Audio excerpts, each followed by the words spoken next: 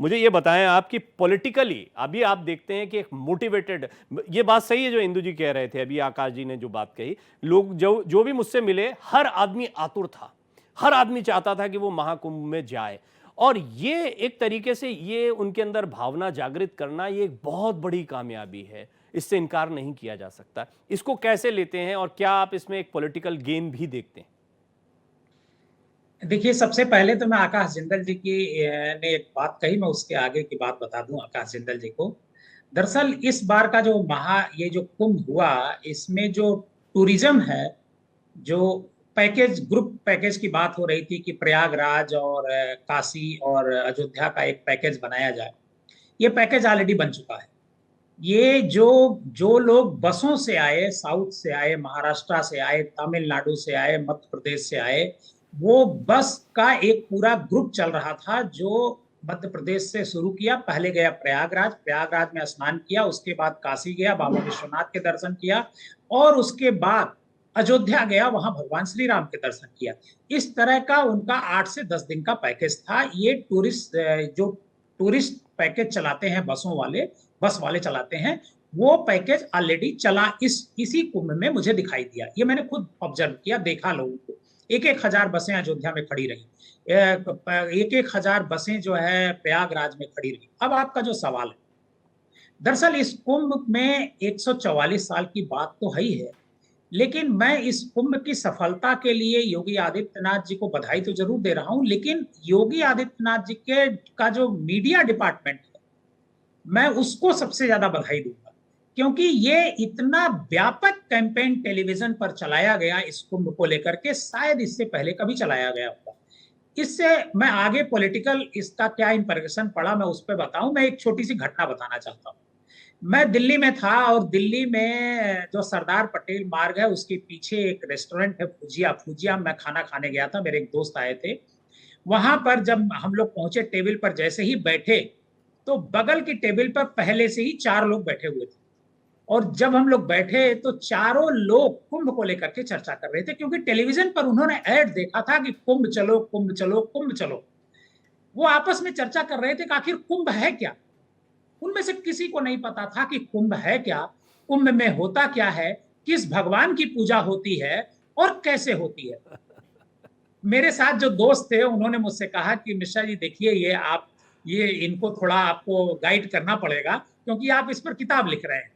तो मैंने कहा बिल्कुल। मैं तो जब ऑर्डर दे चुका तो फिर मैंने उनको इंटरप्ट किया, मैंने उनको कुंभ के बारे में बताया। लास्ट में जब वो खाना खा करके उठे, तो मुझे उन्होंने बहुत धन्यवाद दिया कुंभ के बारे में बताने को लेकर के। लेकिन इसी के साथ साथ उन्होंने एक नाराजगी व्यक्त की, और वो जानते हैं कौन थे? एक टाटा प्ले, जो टेलीविजन टाटा प्ले जो है, अब मैं उस ये जो जिसके जरिए हम ठीक लोग ठीक टीवी ठीक। देखते हैं, जी जी। उस टाटा प्ले के वो ऑल इंडिया के सीईओ थे। उनको नहीं पता था, बोले मैं टेलीविजन लोगों को दिखाता हूं, और मुझे ही नहीं पता चल पा रहा है टेलीविजन के जरिए, क्योंकि टेलीविजन ने शॉर्ट रिपोर्ट दिखाई। किसी ने, आप जैसे इतने, आप जितने देर से मैं बोल रहा हूं, इतने देर में कोई दूसरा एंकर होता तो 5 बीच में इंटरप्शन आ गया होता। तो इंटरप्शन की वजह से जो बात कोई कहना भी चाहता है, वो भी पब्लिक तक नहीं पहुंच पाती। अब हम आते हैं पॉलिटिकल इशू पर। देखिए क्या है कि विपक्ष का काम हमेशा जो है, वो आरोप लगाना, और वो सरकार क्या कोई काम कर रही उसमें कमी को तलाशना, उसका एक काम ही होता है। मेरा ऐसा मानना है कि इतना बड़ा जब आयोजन होता है, करोड़ों लोग एक जगह पर आते हैं, वो भी एक अस्थायी सिटी में, एक तरीके का कुंभ मेला एक डिस्ट्रिक्ट बना, और कुंभ मेला पूरी तरीके से बसाया जाता है। इस कुंभ के दौरान ही 6 महीने से पहले से तैयारियां चल रही होती हैं। तो वो जब वहां पर पहुंचता है तो बहुत सारे लोगों को असुविधा होती है। हम गाड़ी से तो पहुंच जाते हैं, लेकिन गाड़ी अंदर तक जाना, सबकी गाड़ी संभव नहीं है। और जब वहां पर वीवीआईपी बहुत सारे आ रहे हों, तो पब्लिक को तकलीफ होगी ही होगी। जैसे वो मौनी अमावस्या पर एक भगदड़ सी मच गई, तो उस भगदड़ के लिए कोई एडमिनिस्ट्रेशन तो रिस्पॉन्सिबल नहीं है। एडमिनिस्ट्रेशन क्या करेगा? इतनी सारी पब्लिक है, उस पब्लिक को कैसे कैटर करेगा? वो एक एक पब्लिक पर एक एक पुलिस तो रह नहीं सकती है। तो ये सारी दिक्कतें होती ही होती हैं, हर बड़े आयोजन में होती हैं।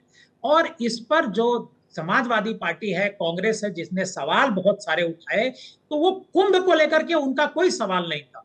उनके सारे जो सवाल थे वो थे व्यवस्थागत, व्यवस्था में कमियां, हर नहीं नहीं, व्यवस्था में हालांकि कमी सवाल होती इससे है। आगे भी गए, वो तो पॉलिटिकली तो खैर उस पे क्या, वो मैंने जैसा पॉलिटिकली कहा ना, मोटिवेटेड था, ऐसे हम हर महाकुंभ व्यवस्था पे में बात कमी करेंगे होती तो है, ऐसा बहुत मेरा सारे मानना मसले आ है जाएंगे देवकी नंदन जी, कि लेकिन कोई भी व्यवस्था मैं कभी जानता भी हूं कि नहीं, परिपूर्ण नहीं उन्होंने होती। गंगा पर भी सवाल खड़े करे, उन्होंने गंगा के पानी पर भी, और डॉक्टर अजय सोनकर ने जिनकी रिपोर्ट का मैं प्रवीण जी को जिक्र किया योगी आदित्यनाथ जी ने, मेरे साथ ही थे, और मुझे बड़ी खुशी है इस बात की कि वो हमारा ही शो था, मेरे साथ ही बात कर रहे थे, उसको कोट किया गया उत्तर प्रदेश विधानसभा में कि एक देश के जाने माने वैज्ञानिक पद्मश्री डॉक्टर अजय सोनकर ने कैसे सिद्ध कर दिया कि गंगा का पानी कभी खराब नहीं हो, और डॉक्टर इंदु प्रकाश तो थे उसमें, उस शो में वो भी बिल्कुल हिस्सा थे। बिल्कुल आप सही कह रहे हैं, लेकिन प्रवीण जी, विपक्ष ने सवाल गंगा के पानी पर नहीं खड़ा किया, ये सवाल खड़ा किया एनजीटी ने, जो भारत सरकार की संस्था है। उन्होंने तो वापस भारत ले ली सरकार ने रिपोर्ट, उस फिर संस्था को उनकी बनाया, कमियां थी, एनजीटी ने वो कहा रिपोर्ट कि गलत थी, जो उसको तो क्राइम तक बताया, उसको क्राइम तक बताया गया, क्योंकि उसमें तो, एल्कलाइन भी लिखा है तो और साथ में अगर बैक्टीरिया अगर भी लिखा है। अगर उस उस एनजीटी की बात को विपक्ष उठा रहा था, मुझे नहीं लगता है कि अच्छा दूसरा आपने खुद उसका कहा जहां कोई कमी दिखती है उस कमी को उठाने का काम विपक्ष का होता है, लेकिन तो महाकुंभ होता ही जैसे होता है। महाकुंभ किसी पार्टी का नहीं था ना, इन्होंने पार्टी का बना दिया।